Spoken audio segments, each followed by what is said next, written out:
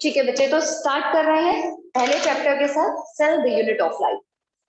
तो सेल जो है उसको यूनिट कहा जा रहा है, और हमने उसका रीजन अभी जाना कि सेल जो है वो यूनिट इसीलिए कहा जा रहा है क्योंकि वो पहली चीज है जिसमें लिविंग अरेंजमेंट होता है। इससे छोटी ऐसी कोई चीज नहीं है जिसमें लिविंग अरेंजमेंट आएगा। और बच्चे, सेल को कहा जाता है fundamental unit of life, fundamental unit.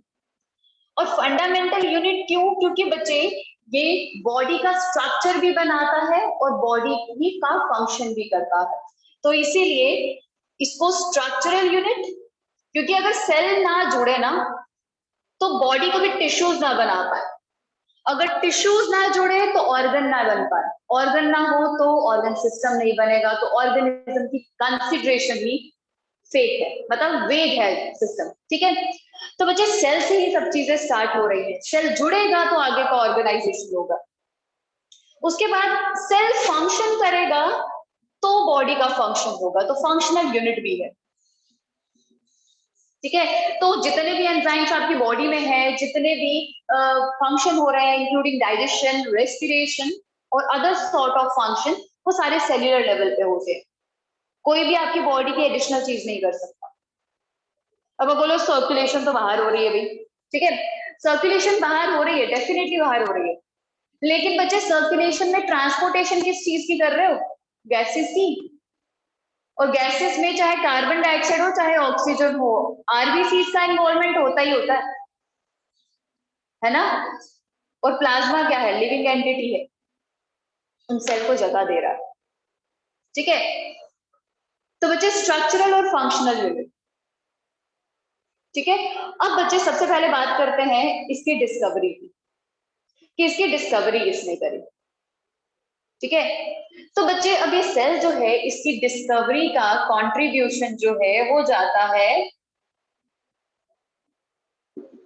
किसको? एंटन वॉन ल्यूवेनहॉक को। ठीक है, एंटन वॉन ल्यूवेनहॉक, एवी ल्यूवेनहॉक। ठीक है, तो बच्चे लेकिन डिस्कवरी एवी ल्यूवेनहॉक से स्टार्ट नहीं हुई थी। सेल की डिस्कवरी की रिस्पॉन्सिबिलिटी, सॉरी कंट्रीब्यूशन जो है वो एवी ल्यूवेनहॉक को जा रहा है, क्योंकि उन्होंने क्या किया था? सेल को डिस्कवर किया था, पहली बार सेल को पहचाना था। अब सेल का मतलब क्या है? कोई जिंदा चीज ना, अब ये चीज जिंदा है, जिंदा चीज को पहचानना, जिंदा सेल को पहचानना ही सेल कहा जाएगा, सेल की डिस्कवरी माना जाएगा। तो बच्चे सबसे पहले डिस्कवरी जो है लेकिन की थी रॉबर्ट हुक ने। रॉबर्ट हुक नियरली 1665 का टाइम था। तो रॉबर्ट हुक क्या कर रहे थे? बाग पे काम कर रहे थे, ट्री बाग पे। उन्होंने क्या किया था कि ट्री का बार्क लिया, उसमें क्या होगा? कॉर्क का पार्ट रहेगा, सबसे ऊपर कॉर्क का पार्ट रहता है ना। आप देखते हो ना वो डेड पार्ट पेड़ के ऊपर ब्राउन ब्राउन सा, बस वही हिस्सा लिया था। उन्होंने क्या किया? उसको माइक्रोस्कोप के अंदर ऑब्जर्व करना शुरू कर दिया। So he observe bark of oak tree, oak tree की बात को ऑब्जर्व किया था, और उन्होंने देखा कि एक्चुअली वहां पे क्या थे उस ओक ट्री की बात में, इस तरीके से हेक्सागोनल कंपार्टमेंट लाइक स्ट्रक्चर थे जो हनीकॉम जैसे दिख रहे थे, खाली बिल्कुल इस तरीके से खाली कंपार्टमेंट्स। ठीक है, तो वो हैरान हो गए, उन्हें लगा, उन्हें समझ आ गई ये चीज कि बॉडी जो है वो किसी एक पर्टिकुलर चीज से बनी है जो कि जुड़ जुड़ के एक अरेंजमेंट बनाती है। पर उन्होंने ये चीज ऑब्जर्व कर ली कि ये जो स्ट्रक्चर्स है ना, ये खाली, अंदर से बिल्कुल एम्प्टी, कोई भी चीज नहीं है। तो खाली कंपार्टमेंट्स को उन्होंने नाम दे दिया सेल्यूले। ठीक है, तो सेल्यूले जो है वो उस स्ट्रक्चर का नाम दिया जिसमें खाली कंपार्टमेंट्स थे, क्योंकि उन्होंने जो पार्ट लिया था, जो हिस्सा लिया था, वो था बार्क, जो डेड पार्ट रहता है नॉर्मली। ठीक है, तो अंदर तो प्रोटोप्लाज्म होना ही नहीं था, ना न्यूक्लियस ना साइटोप्लाज्म, तो एक्चुअली क्या कर चुके थे? डेड सेल को डिस्कवर कर चुके थे, और उन्होंने उस डेड सेल को नाम क्या दिया? सेल्यूले। ठीक है, सेल्यूले यानी कि एम्प्टी कंपार्टमेंट्स, खाली कंपार्टमेंट्स। ठीक है, पर बच्चे अल्टीमेटली रॉबर्ट हुक जो है उनको डेड सेल डिस्कवर करने का कंट्रीब्यूशन मिल गया, ठीक है। So actually in the form of cellulate he discovered dead cell that lacks protoplasm. लेकिन अगर एक्चुअली देखा जाए तो उन्होंने इस स्ट्रक्चर में एक कंपार्टमेंट लाइक अरेंजमेंट को डिस्कवर किया जिसमें इस तरीके की पार्टीशन वॉल्स थी। तो ये वॉल क्या थी? सेल वॉल बेटा, क्या थी? Cell wall. तो अल्टीमेटली जब समझ आया लेटर ऑन तो हमें पता चला कि रॉबर्ट हुक ने अननोइंगली सेल वॉल को डिस्कवर कर दिया, ठीक है। तो स्टार्ट इन्होंने कर दिया डिस्कवरी को। तो सेल वॉल की डिस्कवरी अगर पूछे जाए तो किसने की है? रॉबर्ट हुक ने की है। और डेड सेल की डिस्कवरी रॉबर्ट हुक ने की है, ठीक है। और डेड सेल क्यों डिस्कवर किया? क्योंकि वो काम कर रहे थे बार्क पे। किस पे? बार्क पे, जो कि लिविंग हिस्सा नहीं होता है प्लांट का, ठीक है। और बार्क जो है बच्चे वो हमारे पास बहुत बड़ा हिस्सा होता है, वो वेस्कुलर टिश्यू को भी इंक्लूड करता है, राइट। तो बच्चे सेकंड पे आते हैं। तो इस डिस्कवरी के बाद डिस्कवरीज रुकी नहीं है। अल्टीमेटली क्या हुआ? एंटन वॉन ल्यूवेनहॉक जो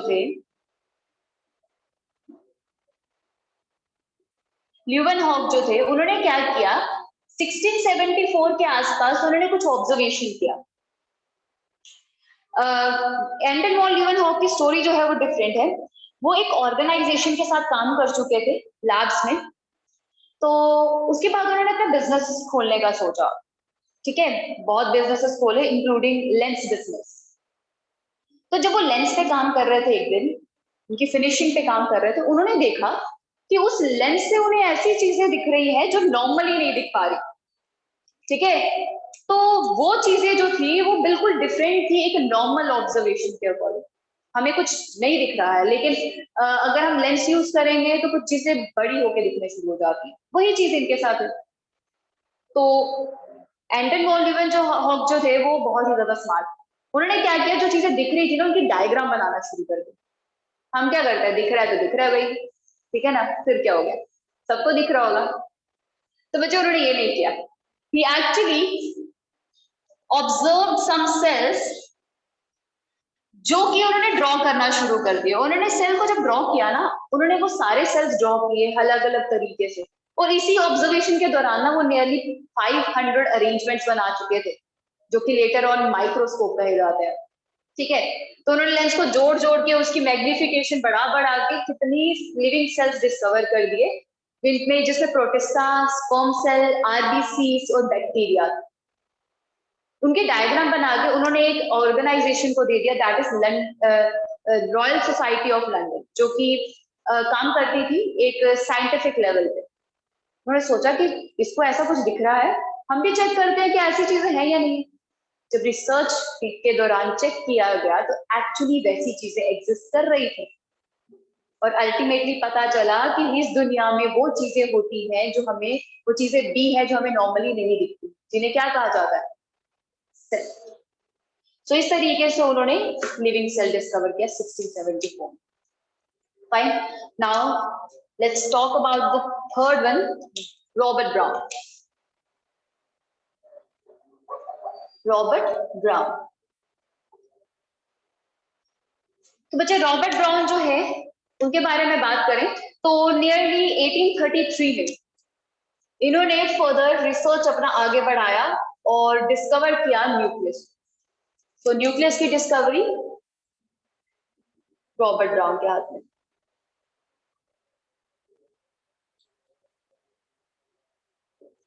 फर्दर आफ्टर दिस एक लैंडमार्क आया, ठीक है। एक लैंडमार्क आया in the form of cell theory, क्योंकि सेल पे बहुत सारा काम होने लगा था। रॉबर्ट ब्राउन के अलावा और भी बहुत सारे लोग थे जो सेल पे काम कर रहे थे। तो वो सेल का इंपॉर्टेंस और सेल का अरेंजमेंट बताने के लिए भी कोई होना चाहिए था कि एक्चुअली सेल का क्या काम है। तो बच्चे इस तरीके से क्या हुआ, सेल थ्योरी आई,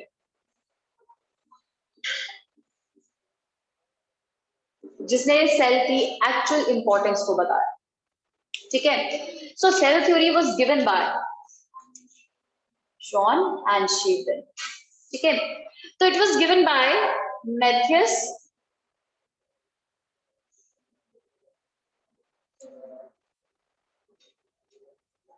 मैथियस शील्डन, ठीक है, और Theodore Shawn.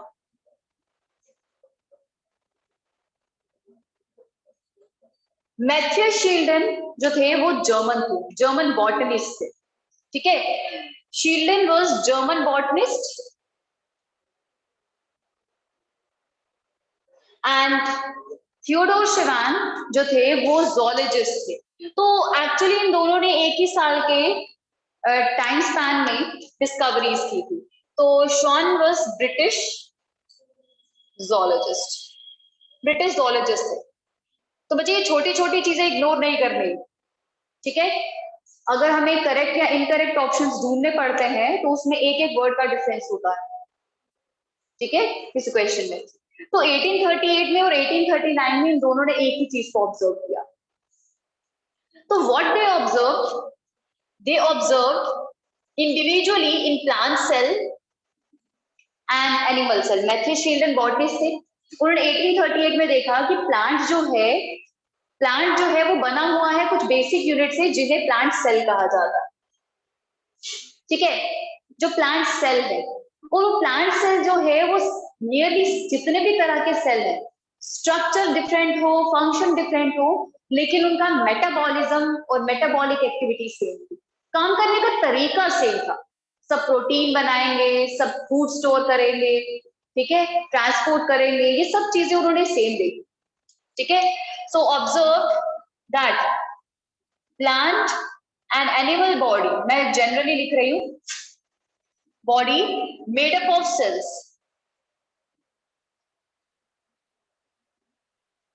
and have same metabolic arrangement। उन्होंने ये चीजें ऑब्जर्व करी, ठीक है, और यही चीज जो प्लांट सेल में शील्डन ने ऑब्जर्व की थी, तो नेक्स्ट ईयर शान ने भी सेम एनिमल सेल के केस में देखा। लेकिन एक चीज थी, थियोडोर शिवान ने एक डिफरेंस भी फिगर आउट किया कि जब एनिमल सेल की उन्होंने आउटर लेयर देखी ना, उन्होंने देखा कि आउटर लेयर फ्लेक्सिबल है। उन्होंने जब प्लांट सेल को सेम टाइम पे ऑब्जर्व किया, ही ऑब्जर्व कि उसकी जो आउटर लेयर है वो रिजिड है और उसके अंदर फ्लेक्सिबल लेयर है। तो उन्होंने बताया कि एनिमल और प्लांट सेल में डिफरेंस है इन टर्म्स ऑफ प्रेजेंस और absence of cell wall. Animal cell में सेल वॉल एब्सेंट है और प्लांट सेल में सेल वॉल है, जो कि उनको डिफरेंट बनाता है। क्लियर है बच्चे? तो बच्चे ये चीज भी शान ने ऑब्जर्व की थी, एनसीईआरटी ने इवनली स्टेटमेंट को मेंशन किया है, सो माइंड में रखना है इस चीज को, ठीक है। सो इस चीज को फिगर आउट करने के बाद दोनों ने अपनी रिसर्च को कंबाइन किया और कंबाइन करने के बाद ये स्टेटमेंट से डाले। लेकिन एक चीज थी इस सेल थ्योरी में जो मिसिंग थी। जब इनसे पूछा गया कि ठीक है सेल से बने हुए हैं, लेकिन ये सेल आ कहां से रहे हैं, तो इसका क्वेश्चन उनके पास नहीं था, उसका आंसर नहीं था, ठीक है। उसके बाद इसका आंसर दिया एक और रिसर्चर ने, किसने? रुडोल्फ वर्चो ने। बहुत बढ़िया बच्चे। तो बच्चे contribution by Rudolf Virchow in the research in cell theory. तो बच्चे अल्टीमेटली 1838 और 1839 में इनका काम हुआ और 1855 में रुडोल्फ वर्चो ने एडिशन कर डाला। उन्होंने कहा कि जिसका आंसर ये नहीं दे पाए वो मैं देता हूं। मैं ये बता रहा हूं कि एक सेल जो अभी प्रेजेंट है वो अपने किसी पुराने सेल से आया है, यानी कि नया सेल कैसे बनेगा? प्री एग्जिस्टिंग सेल से, ठीक है। सो रुडोल्फ वर्चो सेल ओमनीसेलुला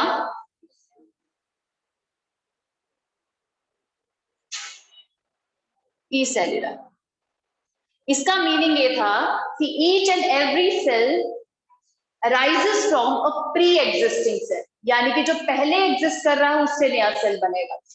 तो बच्चे cell arises from pre existing cell.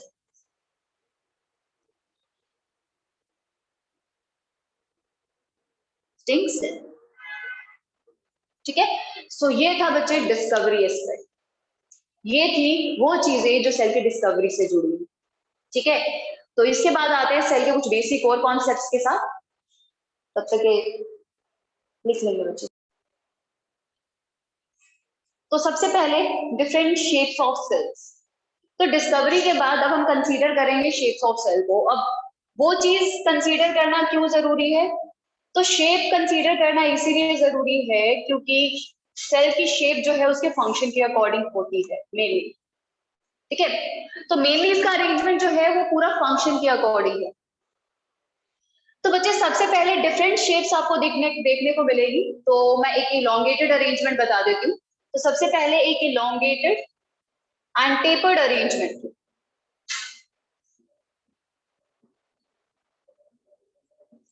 तो बच्चे ऐसा अरेंजमेंट जो है वो ट्रैकेट्स में देखने को मिलता है। ट्रैकेट्स आर टेपर्ड सेल्स, है ना। टेपर्ड मतलब इनके एंड्स पॉइंटेड होते हैं, एंड्स पॉइंटेड होते हैं, और बच्चे जो मिडल से ये थोड़ा सा ब्रॉड रहेगा। इसका स्ट्रक्चर इवनली करना है हमें डील। ठीक है, इस तरीके का स्पिंडल शेप्ड अरेंजमेंट है। तो बच्चे एंड्स जो है दे आर क्लोज्ड। तो बच्चे ऐसा अरेंजमेंट है इसके केस में ताकि लेटरल मूवमेंट जो है वो हो सके और इवनली अपवर्ड मूवमेंट भी हो सके। तो लेटरल और अपवर्ड मूवमेंट को सपोर्ट करता है। इसके जैसा ही एक और सेल है जिसे वेसल्स कहते हैं। उसकी फंक्शनिंग थोड़ी ज्यादा बेटर है, बट स्टिल अपने अकॉर्डिंग फंक्शन पूरा कर लेता। ठीक है, ये किसका हिस्सा है? जाइलम का हिस्सा लेगा, प्लांट जाइलम जो वाटर ट्रांसपोर्ट करता है। दूसरा सेल, दूसरा सेल जो है मैं बात करूं तो that is round and biconcave, that is RBCs, जिसे एरिथ्रोसाइट्स आप कहते हो।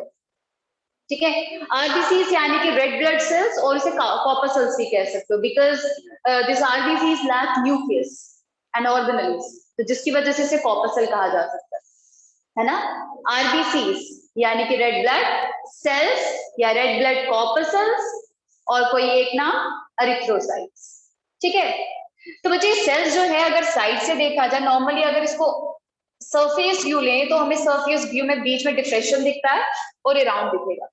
बट अगर इसका साइड व्यू ले लेना तो साइड व्यू में कट करके देखें तो ये बीच में हमें इस तरीके से अरेंजमेंट आता है, यानी कि डम्बल शेप, जिसे पता चलता है कि बाइकन्केव है। ठीक है, बीच में डिप्रेशन आता है। ठीक है, क्लियर। सो ये आरबीसीज है। थर्ड, राउंड एंड ओवल,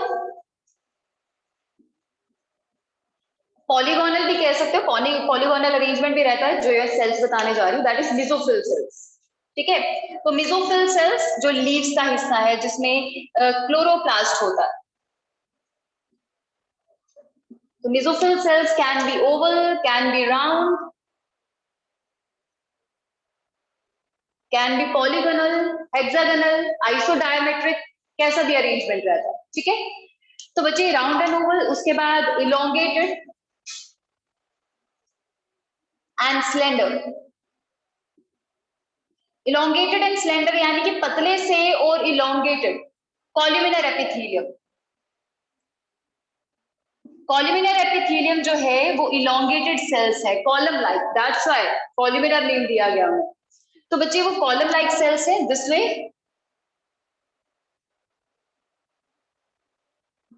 और पतले से सेल्स होते हैं।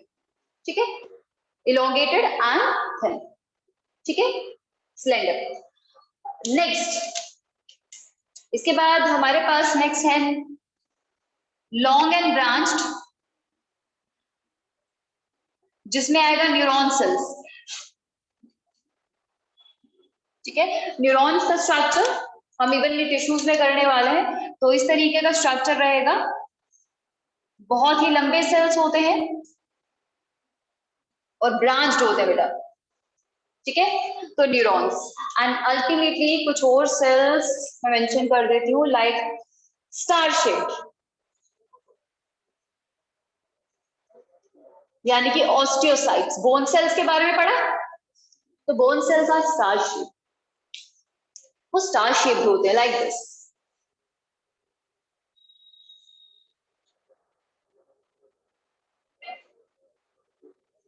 इस तरीके से स्टार शेप्ड अरेंजमेंट। ठीक है, वैसे ही कुछ राउंड एंड ओवल अरेंजमेंट आपको उसमें भी दिख जाएगा दिस फैट सेल्स में। ठीक है, उसके बाद इरेगुलर, इरेगुलर हमारी बॉडी में रहते हैं, यानी कि amoebocytes type cells, WBC white blood cells, leucocytes, irregular shape होते हैं। और बच्चे ये इरेगुलर अरेंजमेंट इसीलिए है इनकी बॉडी में ताकि ये कुछ फंक्शन फुलफिल कर पाए। ग्रैन्युलोसाइट्स हो, ए ग्रैन्युलोसाइट्स हो, इरेगुलर अरेंजमेंट ले लेते हैं। ठीक है, so this is about this shape of cells. अलग अलग शेप्स हैं, ये शेप्स याद रखनी है किसका शेप कैसा है। ठीक है, और टर्म्स जो है अगर एनसीईआरटी के अकॉर्डिंग हो तो ज्यादा बेटर है। ठीक है, इसके अलावा साइजेस की बात कर लेते हैं। साइज ऑफ सेल्स, तो अलग अलग साइज दिखेंगे आपको। ठीक है, तो स्टार्ट करते हैं सबसे स्मॉलेस्ट सेल के साथ। स्मॉलेस्ट सेल हमारे पास है माइकोप्लाज्मा। कौन सा? माइकोप्लाज्मा, एक ऐसा यू बैक्टीरिया जिसमें सेल वॉल नहीं होती है। ठीक है, तो बच्चे स्मॉलेस्ट सेल यानी कि माइकोप्लाज्मा, जिसे पीपीएलओ कहा जाता है, फ्लूरो निमोनिया लाइक ऑर्गेनिज्म।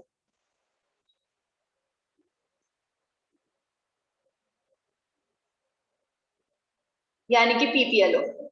तो बच्चे पीपीएलओ जो है स्मॉलेस्ट सेल है, लेकिन इसका थोड़ा सा डाटा जो है एनसीईआरटी में थोड़ा सा गड़बड़ किया है। पता कैसे? क्योंकि एक जगह जो है ना हमें डायग्रामेटिकली कंपेयर किया एनसीईआरटी में यूकेरियोटिक सेल के साथ, प्रोकैरियोटिक सेल को और अदर सेल्स को यूकेरियोटिक सेल के साइज के साथ कंपेयर किया। वहां पे इसका जो लेंथ लिखा गया ना, जो साइज लिखा गया है वो लिखा गया है 0.1 माइक्रोमीटर। कितना? 0.1 माइक्रोमीटर। लेकिन बच्चे जो थ्योरी में लिखा गया है ना वो लिखा गया है 0.3 माइक्रोमीटर। तो ये बच्चे दोनों ही सही है, तो मैं इसके बीच का रेंज लिख रही हूँ। ठीक है, क्लियर है बेटा? ठीक है, तो स्मॉलेस्ट सेल, लार्ज सेल का कोई साइज मेंशन नहीं किया गया, तो लार्जेस्ट सेल है ऑस्ट्रिच है। ऑस्ट्रिच का एग जो है वो लार्जेस्ट सेल है इस दुनिया का। स्मॉलेस्ट सेल ये अभी तक जो डिस्कवर है, वायरस इससे छोटा होता है लेकिन उसको हम सेल में कंसीडर नहीं कर रहे हैं, है ना। तो लार्जेस्ट सेल ऑस्ट्रिच है। Now third one, bacterial cell की बात कर लेते हैं, उसका साइज क्या है?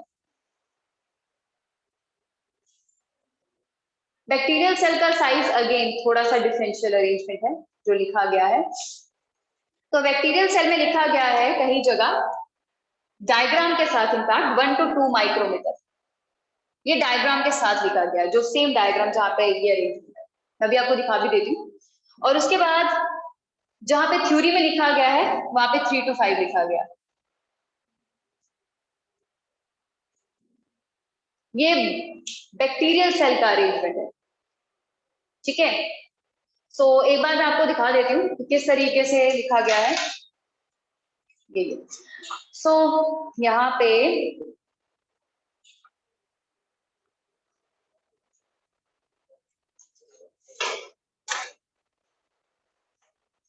हमारे पास सेल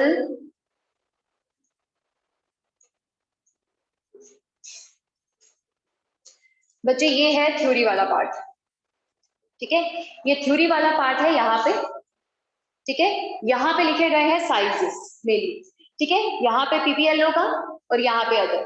ठीक है, यहाँ पे पीपीएलओ का साइज आप देख रहे हो, यहाँ पे 0.3 माइक्रोमीटर रहेगा इस जगह, और बाकी यहाँ पे बैक्टीरिया का 3 to 5 माइक्रोमीटर। लेकिन सेम अगर आप यहाँ पे इस डायग्राम के साथ देखोगे, ये वाला पर्टिकुलर डायग्राम फोकस करना है, यहाँ पे आपको बैक्टीरिया का साइज 1 to 2 माइक्रोमीटर यहाँ पे दिख रहा है और पीपीएलओ 0.1 माइक्रोमीटर। तो ये दोनों, ये डायग्राम जो है ना उसके साथ कंपेयर करके रीड करें। ठीक है, ठीक है। सो इसके बाद लास्ट आरबीसी का है, मेंशन किया गया एनसीईआरटी में। आरबीसी का साइज जो है वो मेंशन कर देते हैं लास्ट। तो वो है 7 माइक्रोमीटर। ठीक है, सो ये डाटा है। बाकी आरबीसी का कोई एक्स्ट्रा डाटा कहीं और नहीं लिखा गया, तो हम इसको स्पेसिफिक ले सकते हैं। ठीक है, तो ये चीजें हैं जो साइज से रिलेटेड है। अदरवाइज अगर आप लार्जेस्ट सेल और स्मॉलेस्ट सेल ह्यूमन के केस में कंसीडर करना चाहते हो, तो लार्जेस्ट सेल है ह्यूमन ओवम यानी कि फीमेल ओवम, और स्मॉलेस्ट सेल है मेल स्पर्म सेल। ठीक है, तो ऐसे डाटा तो पूछा नहीं जाएगा, बट एक बार कंसिडरेशन में जरूर रखें। ठीक है, so this is about the shape and size of cell. So now the two types of cells. तो दो तरह के सेल्स हैं जो नॉर्मली प्रेजेंट रहते हैं, दैट इज प्रोकैरियोट्स और eukaryotic cell. So two types, prokaryotic one and the eukaryotic cell. तो बच्चे सबसे पहले ना जितनी पॉसिबल टर्म्स हो सके ना हम उन टर्म्स को डील कर लेंगे। ठीक है, तो pro means primitive. Pro term biology में ना दो चीजों के साथ यूज की जाती है, एक तो जो प्रिमिटिव अरेंजमेंट हो पुराना सॉर्ट ऑफ, और प्रो जो इनएक्टिव अरेंजमेंट हो। प्रो एंजाइम्स कहा जाता है ना, यानी कि इनएक्टिव एंजाइम्स। प्रो कैरियोटिक यानी कि प्रिमिटिव कैरियन। प्रिमिटिव कैरियन मतलब कैरियोटिक टर्म कैरियन से लिया गया यानी कि न्यूक्लियस। ठीक है, प्रो मीन्स प्रिमिटिव यानी कि पुराना, कैरियन मीन्स न्यूक्लियस। टर्म से जो है कैरियन लिखा गया, इसका मतलब ये नहीं है कि न्यूक्लियस है, मेंशन किया गया है प्रिमिटिव टाइप ऑफ अरेंजमेंट यानी कि पुराने तरह का अरेंजमेंट। तो डीएनए जो होगा वो मेम्ब्रेन बाउंड नहीं होगा, इसमें ट्रू न्यूक्लियस एब्सेंट रहता है। ठीक है, ट्रू न्यूक्लियस मतलब मेम्ब्रेन से सराउंडेड, मेम्ब्रेन न्यूक्लियर मेम्ब्रेन नहीं होगी। ठीक है, so pro means primitive and karyon means nucleus, यानी कि they have primitive nucleus. Primitive nucleus रहेगा, so true nucleus is completely absent. ये इसकी टर्म का मीनिंग है, यानी कि मेन बेसिस है प्रोकैरियोटिक और यूकैरियोटिक को अलग करने का, सबसे वाइडर बेसिस। दूसरा eukaryotic cell, true membrane bound nucleus present, membranes nucleus present, तो न्यूक्लियस जो है इसे प्रेजेंट रहेगा। ठीक है, तो बच्चे इसको अगर हम डिफरेंशिएट करें तो we have some more differences other than this. पहले तो ये हो गया, इसमें न्यूक्लियर मेम्ब्रेन नहीं है। ठीक है, और उसमें न्यूक्लियर मेम्ब्रेन है, जिसकी वजह से इसमें ट्रू न्यूक्लियस एब्सेंट है और इसमें ट्रू न्यूक्लियस प्रेजेंट है, तो पूरा मेम्ब्रेन का खेल है। ठीक है, तो एक बार डायग्राम की हेल्प से कर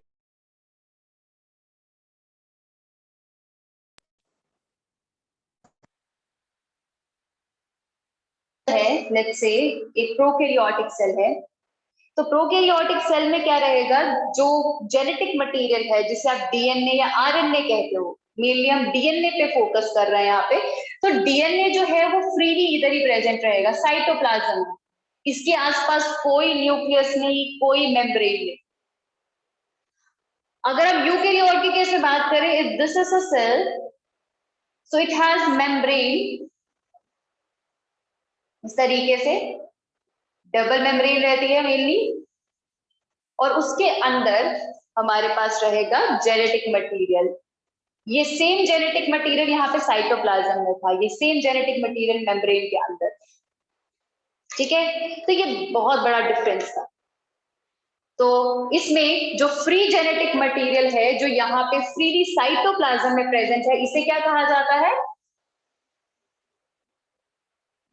free genetic material is called as nucleoid.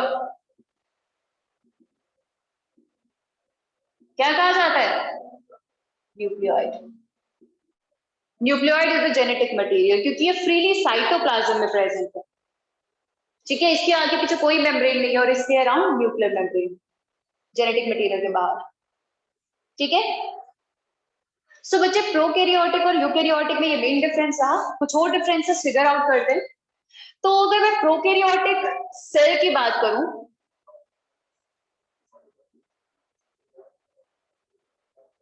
तो प्रोकैरियोटिक सेल में सबसे पहले दे आर ऑलवेज यूनिसेल्युलर। ये मल्टी सेल्युलर अरेंजमेंट नहीं बना पाते क्योंकि इनमें इतनी कॉम्प्लेक्सिटी सेल के अंदर ही नहीं होती कि आपस में वो इवनली कम्युनिकेट करके मल्टी सेल्युलर अरेंजमेंट बनाए या टिश्यूज बनाए, ठीक है। और eukaryotic cell can be unicellular और मल्टी सेल्युलर। तो कैन बी मल्टी सेल्युलर और यूनिसेल्युलर। कोई मुझे बता सकता है यूनिसेल्युलर यूकैरियोट का नाम किसी? बताओ जल्दी।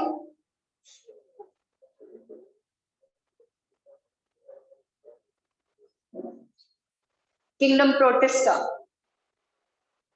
किंगडम प्रोटिस्टा पूरा का पूरा किंगडम यूनिसेल्युलर यूकैरियोट से भरा हुआ है। उसके बाद फंजाई, प्लांटे और एनिमेलिया सारे मल्टी सेल्युलर यूकैरियोट्स। 5 किंगडम होते हैं ना, 11th में पढ़ा ना, Monera, protista, fungi, Plantae and animalia, जिसमें से मोनेरा सिर्फ प्रोकैरियोटिक सेल से भरा है, बाकी यूनिसेल्युलर यूकैरियोट सब प्रोटिस्टा में डाल दिया है RH कर। ठीक है, यही पूरी कहानी है। तो अगर आपसे कोई पूछे कि यूकैरियोटिक सेल जो यूनिसेल्युलर है उसका नाम बता दो, डायनोफ्लैजिलेट की एग्जांपल्स ले लो, डेस्मिड्स की ले लो, किसी की भी ले लो, स्लाइम मोल्स की, यूग्लिना है, अमीबा, पैरामीशियम, फंजाई, प्लाज्मोडियम, कुछ भी कह सकते हैं, ठीक है। और prokaryotic cell they are smaller in size, मुझे ये बताने की जरूरत नहीं है साइज इससे।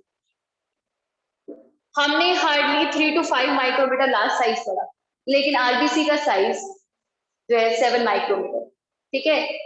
तो बच्चे इतने लार्ज सेल जो है हमने देख लिए, तो कंपैरेटिवली लार्जर रहता है हमेशा, larger in size. Prokaryotic cell have membrane, lack membrane bound organelles, मतलब वो ऑर्गेनेलीज जो कि मेम्ब्रेन से सराउंड होती हैं